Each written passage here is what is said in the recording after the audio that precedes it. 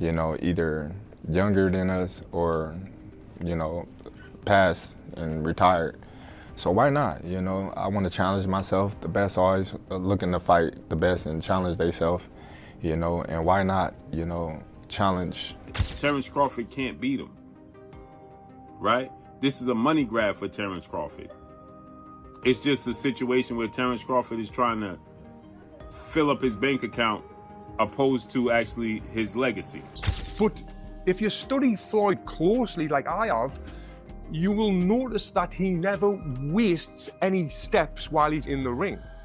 In a moment that shook the boxing world, Terence Crawford reportedly accepted Floyd Mayweather's fight offer during a live interview with Stephen A. Smith. Speaking with his trademark calm confidence, Crawford explained that for him, boxing has always been about testing limits and taking on challenges, no matter how daunting they appear. He stressed that the best should always fight the best, and in his eyes, there's no greater stage to prove that than against a legend like Mayweather. Crawford framed the potential showdown not just as another bout, but as an opportunity to push beyond expectations, cement his legacy, and remind the world why he belongs among the sport's all-time greats. Businessman, because this is Terrence the businessman talking, right? They got to pay the cheddar to make it better, right? For sure, for sure. All money ain't good money, so you got to know that. Okay, fair enough. I hate to use the word easy, but at times it did feel like you were, having a really easy time out there. Were you expecting it to play out that way? Listen, it's never easy, Stephen A. Smith has never been shy about voicing his opinions on sports, and boxing is no exception. When he praises Terence Crawford for becoming a champion in 4 different weight divisions, it carries more weight than a casual compliment. It is a recognition and accomplishment that is exceedingly rare in modern boxing. In today's landscape, where many fighters hesitate to jump across divisions due to the risks involved, Crawford's ability to rise and dominate at 4 different weights puts him in a class of his own. Stephen A. emphasizes that such versatility and consistent excellence mark Crawford as one of the all-time pound-for-pound greats. For him, it's not just about physical adaptability, but also a testament to Crawford's technical mastery, mental toughness, and relentless drive to test himself against tougher and tougher opposition. Terence Crawford is the best fighter on the planet. Pound for pound, he's that dude. In this 4-belt era, he is now the undisputed world champion 3 times over. 140 pounds, 147, now 168 pounds, claiming all the belts. You don't see people doing that very often. Going up against a guy who was perceived as being bigger and stronger, Crawford was strong. Crawford was strong enough to fend him off, strong enough to make him respect his own power. He used his jab. He used his distance. He had poise in the ring. He wasn't rattled. He backed up and moved when necessary and kept his different. He exchanged enough to gain respect when necessary. It was a brilliant, brilliant, masterful fight on Terence Crawford's part. Roy Jones Jr., a legend who understands better than most what it takes to conquer multiple divisions, has spoken glowingly of Terence Crawford's brilliance in the ring. Reflecting on Crawford's fight with Canelo Alvarez, Jones noted how Crawford was able to draw from the arsenals of Floyd Mayweather and Erislandy Lara, 2 fighters who had previously given Canelo major problems. For Jones, this highlighted Crawford's rare gift, not just technical skill, but the ability to study, absorb, and then seamlessly apply the most effective strategies against elite opponents. What impressed Jones most was that Crawford didn't merely copy those tactics. He adapted them into his own rhythm, refining them in ways that made them even more effective in real time. That level of adaptability, Jones argued, is what sets Crawford apart from so many fighters who rely on a single style and falter when tested at the highest level. As Canelo Alvarez has been a great fighter his whole career, people like Erislandy Lara gave you the blueprint on how to beat him. People like Floyd Mayweather also gave you the blueprint on how to beat him. But Bud is more fierce, more fearsome, and more angrier and more meaner than both of those guys. So if they showed you the blueprint, Bud gonna go out there, take that blueprint, and do even more with it, which is what Bud did. So it was never a question in my mind whether Bud really was going to outbox me, just if he could take the punch. And right away he showed, bam, he could take the punch. So I knew from that point, if he just slow him down, which he did, he'd be okay. Then late in the fight, what other people still didn't see, Late in the fight, Bud started hitting Canelo's body. One of those body shots, I think about the 7th or 8th round, Right. hurt Canelo. I was like, whoa. Bud hit him in the Yeah. right spot then, and he got Canelo's respect with that too. So Bud fought a very, very awesome fight, fought a beautiful fight, very tactical. Very controlled. Yes, it was a beautiful fight for boxing. It was a beautiful fight. You know, Bud got hit with some shots. He did. He did. He got hit with some single shots going out. You know, he's going out, and you know Canelo, if he has you trapped in the corner or along the ropes, it's typically 1 to 2 big shots. You know that if you've watched him. Yep. So you could tell Crawford, as he was going out, he knew the one shot was coming, and several times it landed. He even got hit with a 2-piece. I don't remember what round it was, uppercut right hand that Crawford took well. So when you started seeing him absorb the shots, if you're Team Crawford, you don't want him to take that shot. But if you started seeing that, now you know that, okay. And I think that's what gave Crawford the green light to stay there a little bit longer. He smiled about it. He smiled about it. Yeah. And sometimes that smile can be a lie. And sometimes that smile can mean what I think it meant for Crawford, which is, oh, that's not as bad as I thought it was. The idea of Terence Crawford stepping into the ring with Floyd Mayweather, even in an exhibition, has ignited passionate debate across the boxing world. For some critics, the move risks diluting Crawford's carefully built legacy.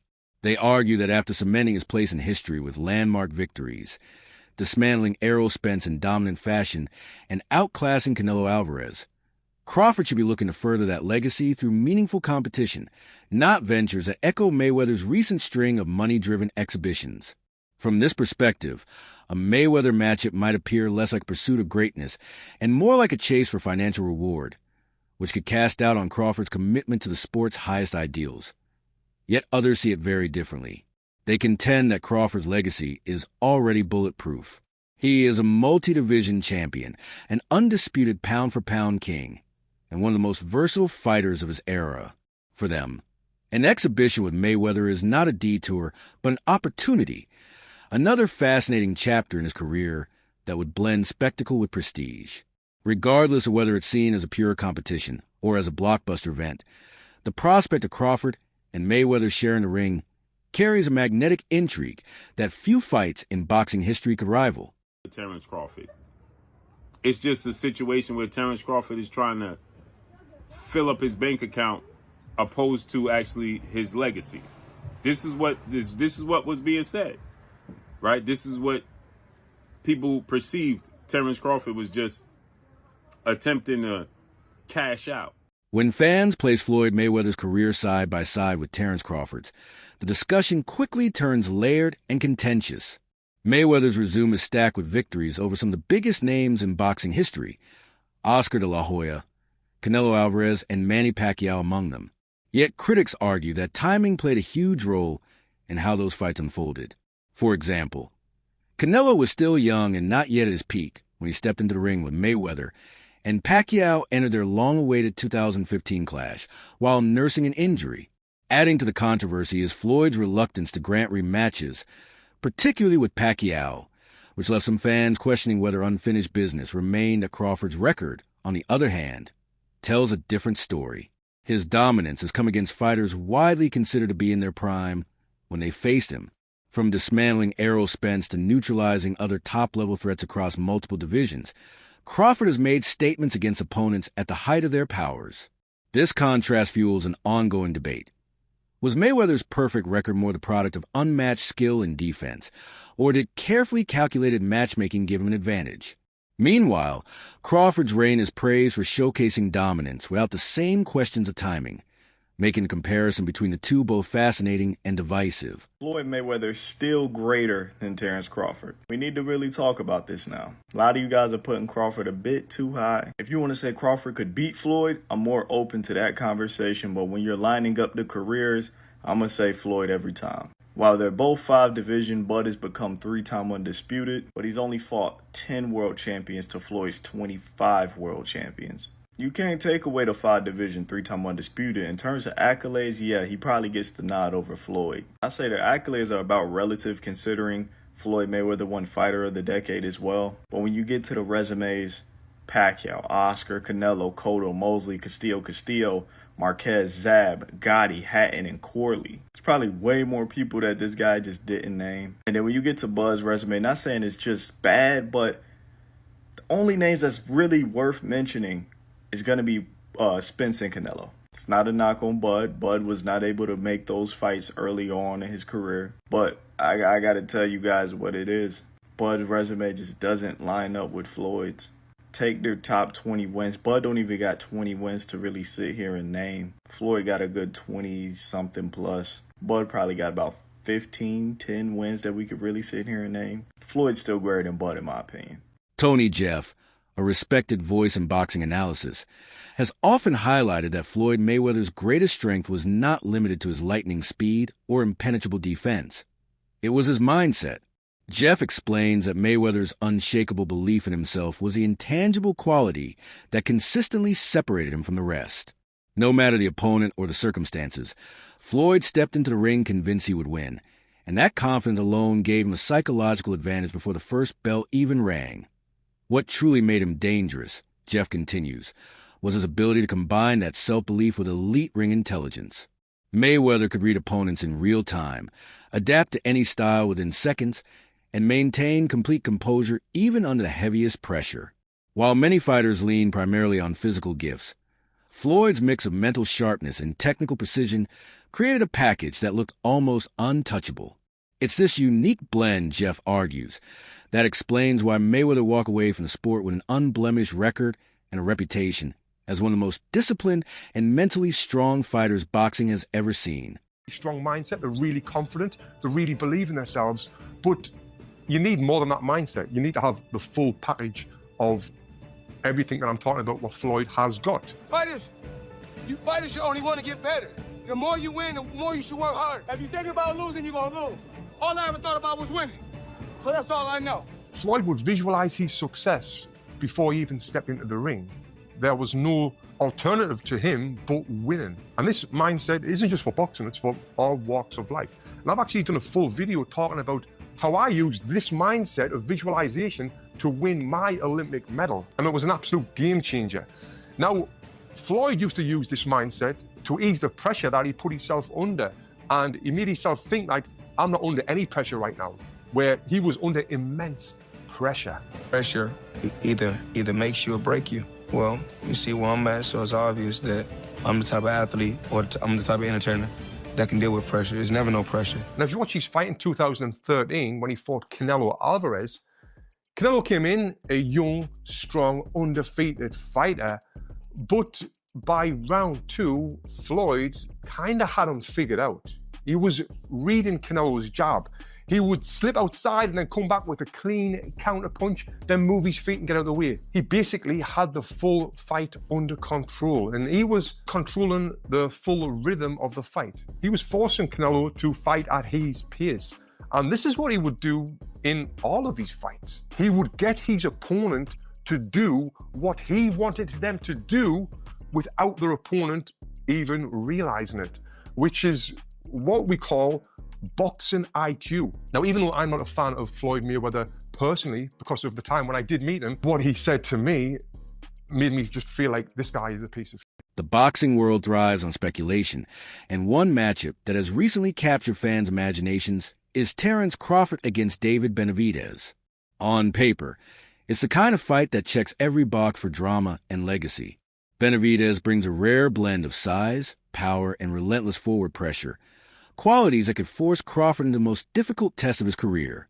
Crawford, known for his versatility, sharp counterpunching, and ring IQ, will be tasked with solving a puzzle few have managed to crack: how to tame Benavidez's aggression without being overwhelmed by it. Although no official announcement has been made, the idea alone has sparked heated debate. Supporters view it as a kind of high-stakes matchup that defines eras and elevates careers. Unlike crossover exhibitions that lean on spectacle and celebrity appeal, Crawford versus Benavidez would pit skill against size, precision against raw force. For many, it represents a type of risk boxing desperately needs. A fight where both men could lose, but in the process, the sport itself gains a defining moment. Not me, but shocked the world. This past Saturday, Mexican Independence Day weekend, what he took on defeated another first ballot Hall of Famer, but he essentially jumped up 3 weight classes, technically 2, from 154 to 168, but only had one fight at 154 last August. against Israel Madrimov, Terence Crawford defeated Saul Canelo Alvarez, who is a 4-division champion, 2-time undisputed super middleweight, and the reigning, at the time, super middleweight world champion, undisputed world champion. And Terence Crawford beat him handily and convincingly. And because he beat him so easily, now the 63 win, 3 loss, 2 draw, 39 win by way of knockout, biggest threat has been now imposed on Terence Bud Crawford. And that's the Mexican Ecuadorian monster, David Benavidez, who is a 2-division undefeated world champion, is the 2-time WBC super middleweight and reigning WBC light heavyweight, 175-pound champion, who has a record of 30 wins, no loss, no draw, 24 wins by way of knockout. He stands 6'2" with a 75-inch arm reach. This is a fight that David Benavidez has been calling for Canelo Alvarez when he was at 168, and Canelo Alvarez strategically maneuvered around him. But Canelo Alvarez is 5'7", with a 70-inch arm reach, started his career at 147 pounds, made his real name at 154 pounds. He's not a big guy, okay? And styles make fights. Benavidez is 6'2" with a 75-inch arm reach. His last fight at 168 against Demetrius Andrade, he rehydrated to 193. So he's a big guy. Canelo Alvarez probably rehydrate to 182, maybe 185 max, right? He's not a big guy, right? The debate over Floyd Mayweather and Terence Crawford has no simple answer, and perhaps that's what makes it so compelling. Both men reign supreme in their respective eras, taking on the best opponent available and producing dominant victories. Mayweather's flawless record and defensive genius turned him into a symbol of technical perfection, while Crawford's willingness to climb weight classes and continue dismantling elite competition highlights his rare adaptability and fearlessness. What complicates any direct comparison is the difference in eras, opponents, and circumstances. Mayweather's career was defined by careful planning and longevity, whereas Crawford's run has been about seizing every challenge in front of him with ruthless efficiency. To declare one definitively greater than the other may miss the larger point. Together, they embody two sides of boxing greatness. Mayweather represents the art of mastery and control, while Crawford represents the spirit of risk and dominance across divisions. In their own ways, both set the standard for excellence, and both will remain benchmarks for greatness long after their final fights. Oh my goodness, I said that was going to happen. If Crawford was to win, we're going to be seeing a lot of these debates on whether or not Floyd Mayweather or Terence Crawford is going to be better. Now, this is going to be a debate for a long, long time. I'm talking about one of those debates like LeBron versus MJ, Messi versus Ronaldo. It's one of those. And the thing is, I can get behind it. Let me go ahead and say this. When it comes to resume, I do think we give Floyd Mayweather the edge. I mean, he beat a bunch of champions.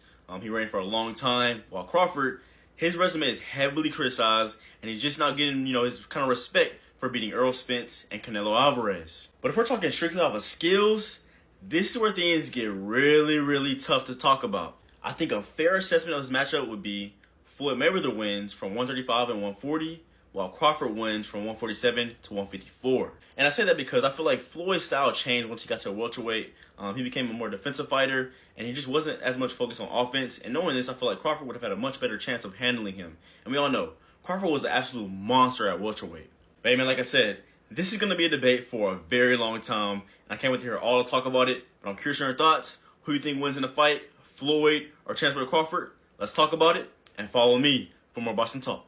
Because you got to remember, Canelo is the guy right now in the sport that's supposed to be the man, big bad wolf. You beat him, you the wolf. Now it's like, you know what I mean? Like, all right, who else I'm going to fight?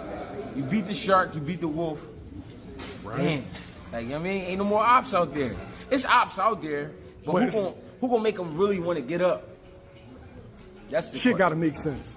Like you said, you beat a shark, and then you beat a wolf. Yeah. But there's the monster. Yeah, there is, but that's like a real monster. Bro, that's to me it don't make sense. But that's really what a monster. Yo, is that proof? All right, we got the legendary Pape in the building. Legend. But what makes sense? Like, what makes the most sense? I know you said get a line of suits, Brooks Brothers. Yeah, you know what I'm saying? Your line of suits get your money, man. They go ahead and get the easy money, man. You ain't got to sweat no more. What's up, Not saying you ain't got to work, you ain't got to sweat. He's paved a career where he could sit down at a table and get this money. He could come out with a Terence Crawford series now, just whatever, doing whatever he like to do. People gonna watch it. Nobody. The fighting part, people don't understand what it's like to be a fighter. A lot of times fighters really don't be interested in certain fights. It's because when a guy see himself up here and then is fighting a guy down here, it don't interest him. So therefore, when he train, he not gonna really train. He gonna train, but he not gonna train. He not gonna listen. He gonna feel like his coach taking it too serious, and he's like, man, this ain't even that.